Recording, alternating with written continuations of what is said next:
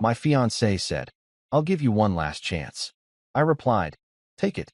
Then I canceled the wedding quietly, redirected deposits to my future, and walked away calm, leaving her ultimatum echoing in an empty venue at dusk, alone. I'm 32M. My fiancé, Lauren, is 30F. We've been together 4 years, engaged for 1. Wedding was scheduled for late summer. Deposits paid. Venue booked. Families involved. You know the drill. The ultimatum came on a Tuesday night, casually, like she was asking me to pass the salt. "I'll give you one last chance," she said, leaning against the kitchen counter, arms crossed. No emotion. No hesitation. Like she'd rehearsed it. I looked up from my laptop. One last chance for what? She sighed dramatically. To step up. To be the man I thought I was marrying. That sentence landed heavier than she expected. Because it wasn't new.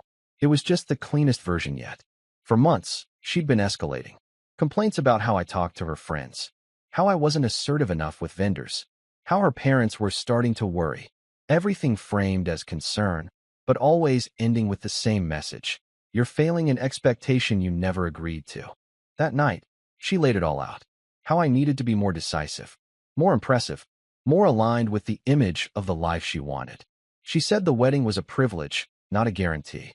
If this marriage is going to work, she added, I need to know you can change when it counts. I didn't raise my voice. I didn't argue.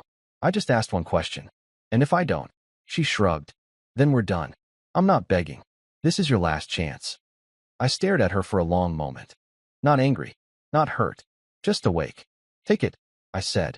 She smiled, relieved. Good. I knew you'd come around. She had no idea what I meant. That night, after she went to bed, I opened the wedding folder on my laptop. Contracts, invoices, timelines, thousands of dollars tied to a future that suddenly felt very conditional. I didn't feel panic. I felt calm. Because for the first time, I realized something simple and terrifying. Anyone who gives you one last chance in love has already decided they're willing to lose you. And I was done auditioning. Lauren slept easily that night. I know because I watched her for a moment before turning off the light. Peaceful, satisfied, convinced she'd won something.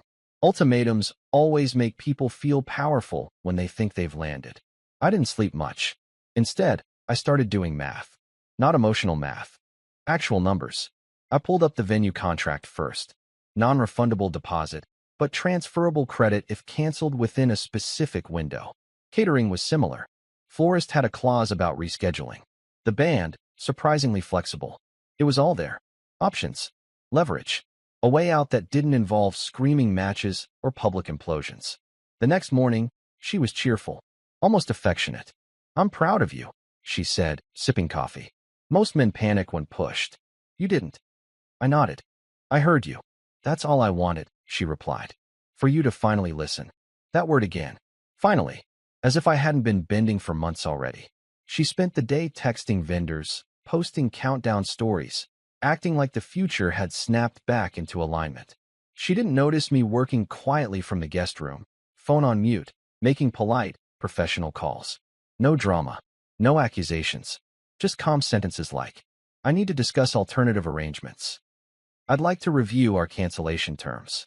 Can you confirm where the deposit would be credited? Every call ended the same way. Confirmation emails, revised timelines, money rerouted into accounts under my name. By noon, I'd redirected more than half the wedding budget. I didn't feel sneaky. I felt responsible. Around dinner, she asked, Did you call the venue like I asked? Yes, I said truthfully. Good, she replied. I knew you'd step up. That night, she started talking about expectations again. About how marriage would require consistency. About how she couldn't be married to someone who needed reminders. I listened quietly, realizing something important. Her version of one last chance didn't end after compliance. It just reset the counter. Later, alone, I stood in the kitchen and looked at the save-the-date magnet on the fridge. Our names. A date. A promise that now felt like a performance contract.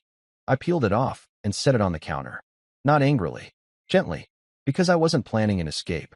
I was planning a conclusion. And she still thought the ultimatum had worked. Lauren became nicer after the ultimatum. That's the part people don't warn you about. She laughed more. Touched my arm when she walked past. Told her friends. Within earshot. that we'd worked through some things. She framed it like growth, like I'd finally matured into the version of myself she'd been waiting for. "You're calmer," she said one evening. "More present." I almost smiled at the irony. She started delegating again. Guest list tweaks, seating chart opinions, reminders about what her parents expected. Every request came packaged as guidance, but the subtext was clear: don't mess this up again. I nodded, took notes, agreed when agreement was easy. She mistook silence for surrender. Behind the scenes, the emails kept stacking up. Credits confirmed. Refund windows documented. One vendor even thanked me for being refreshingly professional during what they assumed was a stressful time. It wasn't stressful. It was clarifying. One afternoon, Lauren walked in excited. The venue coordinator moved our final walkthrough to next week. Sunset time. It's going to be perfect. Perfect, I echoed. She leaned in and said, almost tenderly, "See? All you needed was a push." That's when I knew this wasn't about the wedding. It was about control. That night, I opened a new savings account and labeled it plainly, "Next Chapter." I transferred the first chunk of redirected funds. Watching the balance settle felt surreal, not because of the money, but because of what it represented. Choice. Meanwhile, Lauren started policing tone. If I disagreed, she corrected me.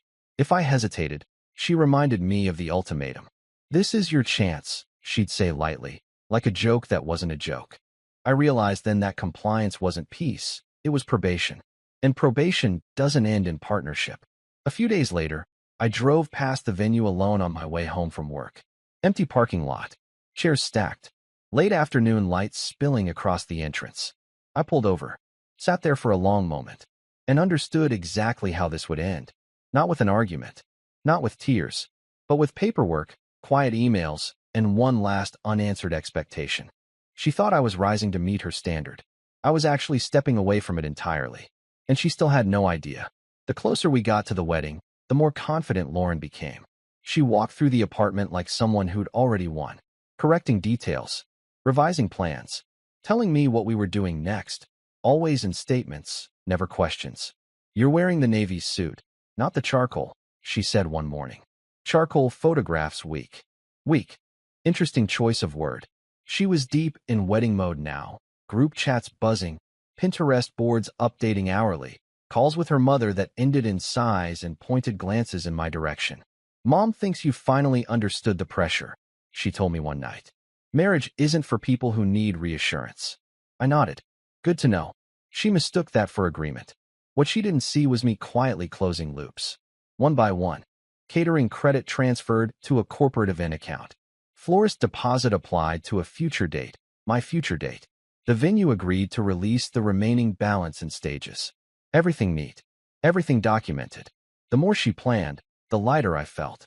There was a strange calm in watching someone build toward a future you'd already stepped out of. Like observing a train from the platform after deciding not to board. One evening, she held up her phone and said, "Look, only 47 days left." I glanced at the screen, smiled. Time flies. She studied me. "You're being agreeable lately." "I'm being clear," I replied. She didn't like that answer, but she let it go. A few days later, she brought up the ultimatum again, casually, like a reminder she expected gratitude for. "I'm glad I gave you that last chance," she said. "You really rose to it." I paused, met her eyes. "You're right," I said. "That chance mattered." She smiled, satisfied. She still thought the ultimatum had saved us. She didn't realize it had freed me.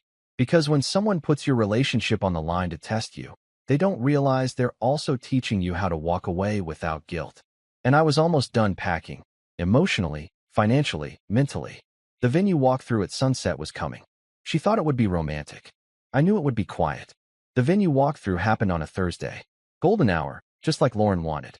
The coordinator met us at the gate, clipboard in hand. Smiling like this was the beginning of something beautiful. Rows of empty chairs sat folded near the lawn. The place smelled like cut grass and money. Lauren slipped her arm through mine. "This is where it becomes real," she said softly. I nodded. It was real, just not in the way she thought. She took charge immediately, corrected the coordinator, repositioned imaginary tables, explained how the ceremony needed to feel.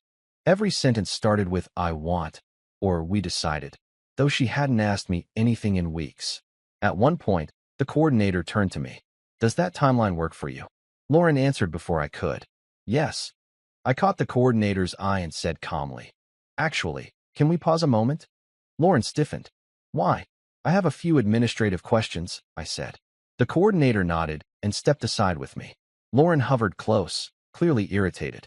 I wanted to confirm something, I said evenly. If the event were canceled, how long would it take for remaining credits to be finalized? Lauren laughed sharply. Why would you ask that now? The coordinator blinked, professional but alert. We can discuss that privately if you'd like. No, Lauren said quickly. There's no need. The wedding is happening. I looked at her, not angry, not defiant. Just steady. It's a fair question, I said. I'm responsible for the account. That was the first crack. Lauren pulled me aside, voice low and sharp. What are you doing? Closing loops, I replied. Her eyes narrowed. You're still on thin ice, you know. Don't ruin this. There it was again. The threat, lightly disguised. I smiled. You already gave me my last chance. She crossed her arms. And you're using it? Yes, I said. Just not how you expected. The rest of the walkthrough passed in strained politeness. She talked more. I listened less. As the sun dipped, the venue emptied. The coordinator waved goodbye.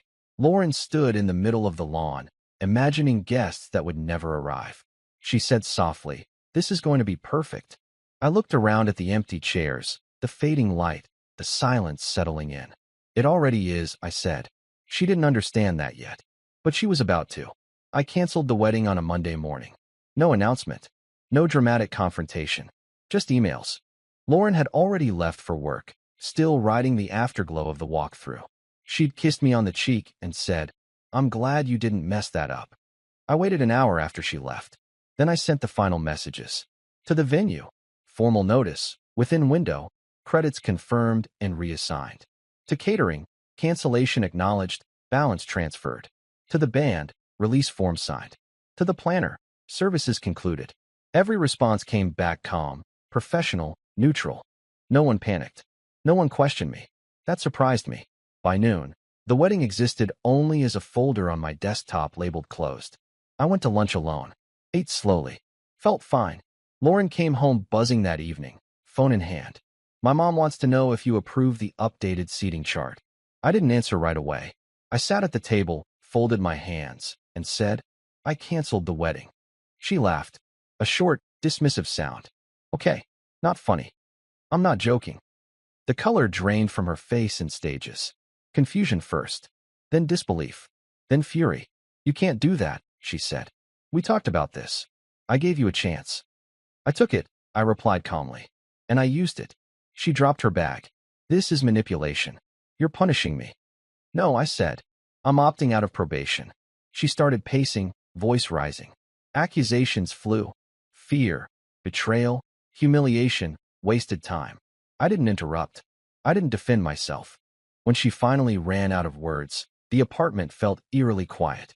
What am I supposed to tell people? She demanded. The truth, I said. That ultimatums don't build marriages.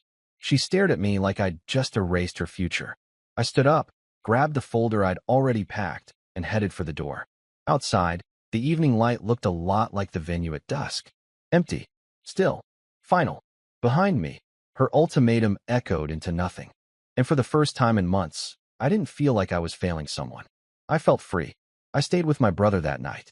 Not because I was distraught, but because I didn't want to sleep under the weight of someone else's expectations ever again. Lauren didn't sleep at all. I know because my phone lit up nonstop. First disbelief, then anger, then bargaining.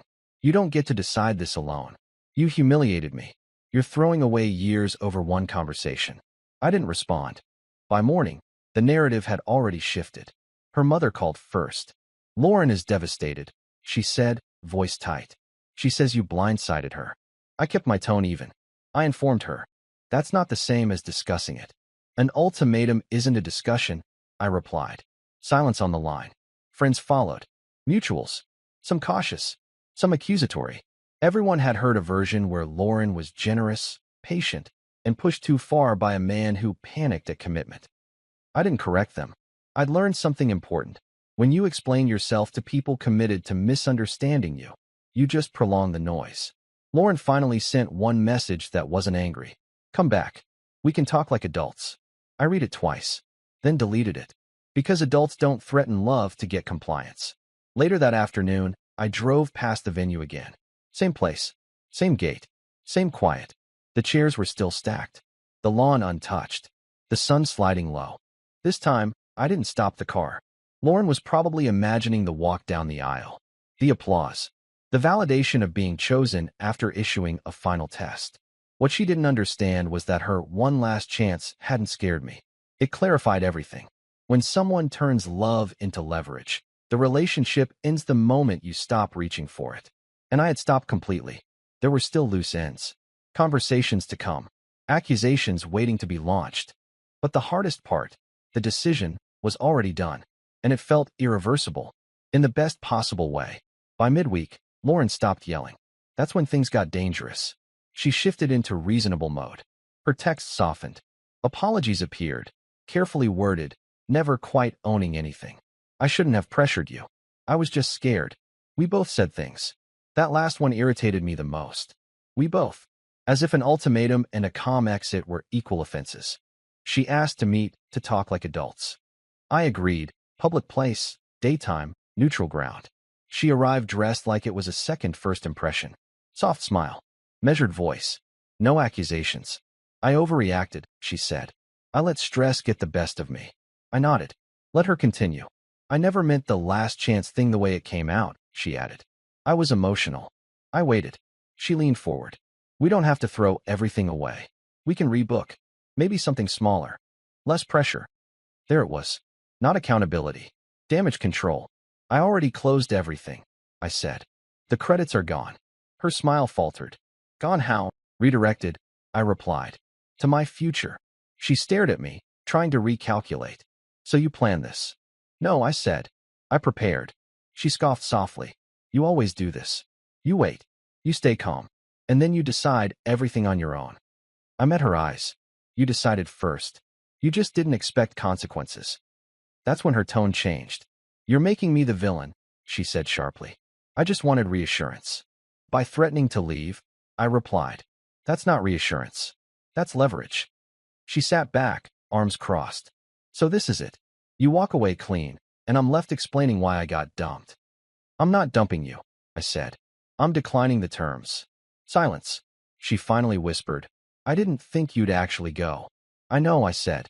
As I stood to leave, she said one last thing, quiet, bitter, revealing. You'll regret throwing this away. I paused, not turning back. No, I said. I regret how long I stayed once it became conditional. And with that, I walked out. She stayed seated. Alone. Still bargaining with an empty chair. After that meeting, I stopped initiating contact completely. Lauren didn't. She cycled through every version of herself I'd seen over 4 years. Angry, wounded, reflective, indignant, sometimes all within the same day. Long texts explaining her intentions. Short texts accusing me of cruelty. Voice notes sent and deleted. Screenshots of old memories like evidence in a trial I never agreed to attend. What stood out wasn't the emotion. It was the framing. Everything she said centered on what she was losing. Reputation. Timeline. Momentum. Not once did she ask why I'd felt cornered enough to walk away quietly. Friends reached out again. This time more cautiously. She's saying you planned this for months. She's telling people you were afraid of commitment. She says you took the money and ran. I let them talk. Because the truth doesn't rush to defend itself. One evening, her sister called me. She's not okay, she said. She keeps replaying the venue walkthrough in her head. That detail surprised me. Apparently Lauren had gone back there alone at sunset. Walked the lawn. Took photos. Stood where the altar would have been. Like proximity to the setting could reverse time. She says you left her standing there.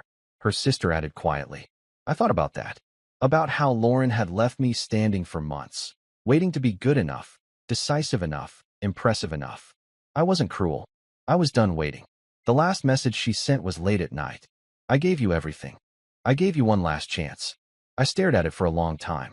Then I typed back one sentence. And I finally took it. No explanation. No argument. Just truth. I blocked her after that. Not out of anger, but closure. Because continuing to listen would only invite me back into a negotiation that no longer existed. That night, I slept deeply for the first time in weeks. No countdowns, no expectations, no looming tests, just silence. And the understanding that when someone says one last chance, what they're really saying is prove yourself again. I had nothing left to prove, only a life to move forward into. A week later, I went back to the venue one last time.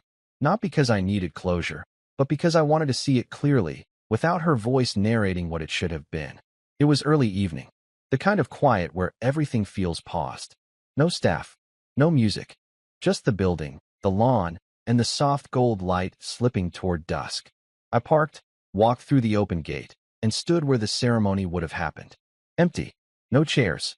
No aisle. No audience waiting to judge whether I measured up. Just space. I thought about her words, one last chance, and how confidently she'd said them. How certain she'd been that I would bend again. That fear of losing her would outweigh the cost of staying conditional. She never imagined I'd respond by stepping out of the game entirely. I didn't feel triumph standing there. No satisfaction. Just a calm understanding that this place was never about love. It was about proof. Proof to her family, her friends, herself. And I was done being evidence. Later, I heard how it landed for her. How she showed up days after I canceled, demanding answers from the coordinator. How she stood there at sunset, alone, replaying the ultimatum in her head, realizing too late that it hadn't scared me into staying. It had given me permission to leave. People say walking away quietly is cruel. I disagree. Cruel is keeping someone on probation in a relationship they think is permanent.